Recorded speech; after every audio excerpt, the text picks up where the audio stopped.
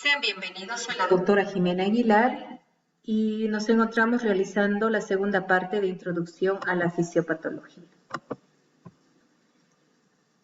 Las fases evolutivas de la enfermedad son la fase de comienzo, la fase clínica y la fase de determinación o resolución. La fase clínica se caracteriza porque el individuo ya se encuentra enfermo. Aparecen los síntomas patognomónicos y los síntomas característicos de la enfermedad. Y en la fase clínica la enfermedad puede ser, según su evolución, continua, fluctuante, intermitente y recurrente. En la fase clínica la enfermedad puede presentarse de manera típica y de manera atípica. En esta imagen tenemos un ejemplo que es el de la neumonía.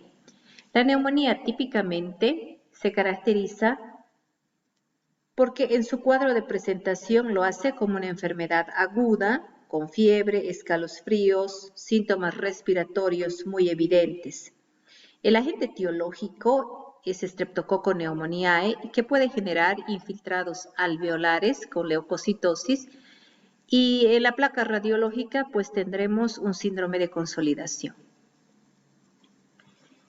La neumonía típica se caracteriza porque clínicamente su presentación es subaguda, puede haber escalofríos y fiebre, puede haber síntomas respiratorios, pero que no son muy importantes.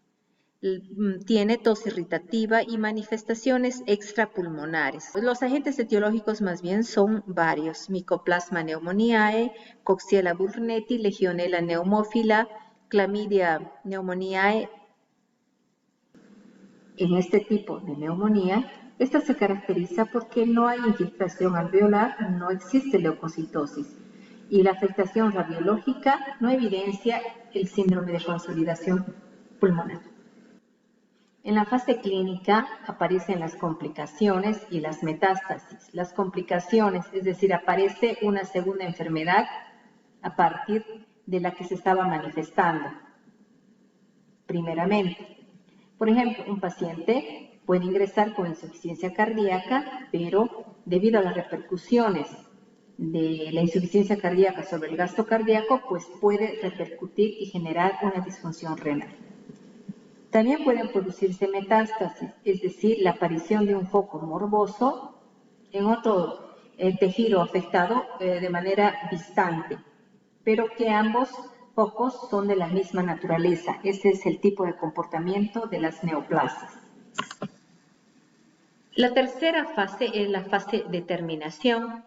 La terminación puede ser favorable, pero también puede ser una terminación desfavorable con la muerte del paciente. En nuestra práctica clínica, la intención es llegar a un diagnóstico que nos permita solucionar el problema de salud de nuestro paciente.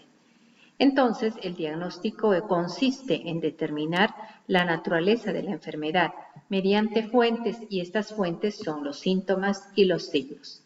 Los síntomas son aquellos trastornos de carácter subjetivo que experimenta el enfermo. Los signos son aquellos trastornos de naturaleza objetiva observables en el enfermo. También es importante tomar en cuenta y recordar que síndrome es el conjunto de síntomas y de signos característicos de un estado patológico. Un síndrome será el conjunto de manifestaciones, signos, síntomas o alteraciones de pruebas complementarias que aparecen de manera agrupada y que suelen deberse a una lesión o trastorno funcional común.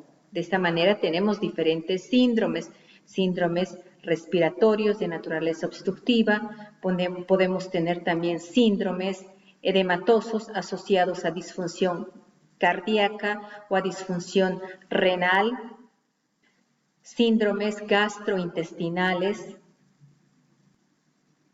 Dentro de los síndromes respiratorios tenemos uno muy interesante y muy importante, que son los síndromes respiratorios obstructivos, que se presentan con un conjunto de manifestaciones, síntomas y signos, por ejemplo, tos, sibilancias, disnea y opresión torácica.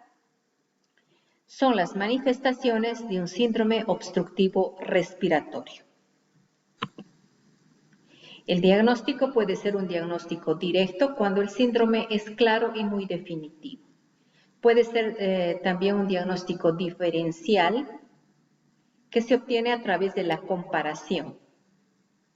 Un diagnóstico presuntivo, que es un diagnóstico hipotético orientador, y un diagnóstico definitivo. Los diagnósticos definitivos son los diagnósticos finales y generalmente tienen apoyo laboratorial o de exámenes de gabinete. Gracias por la atención. Hasta la próxima clase.